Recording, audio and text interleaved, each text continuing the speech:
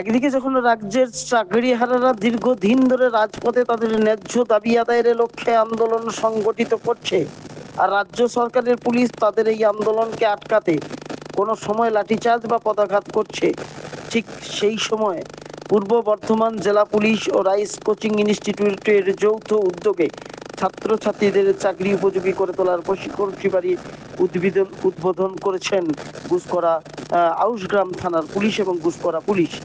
সুজিত বর্মনের রিপোর্ট, সৃষ্টি সকাল, নিউজ বাংলা।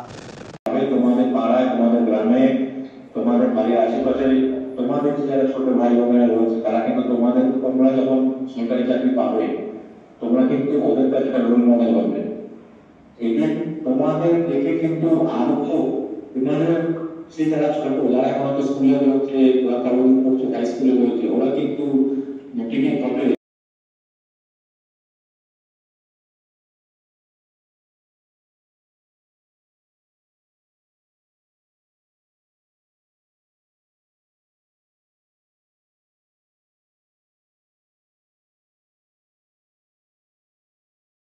আজকে যে এত বড় একটা ভালো উদ্যোগ আজকে বিশ্ব আদিবাসী দিবসে বর্ধমান জেলা হতে চলেছে, এটি মেমারি এবং ঘুষকরাতে হবে।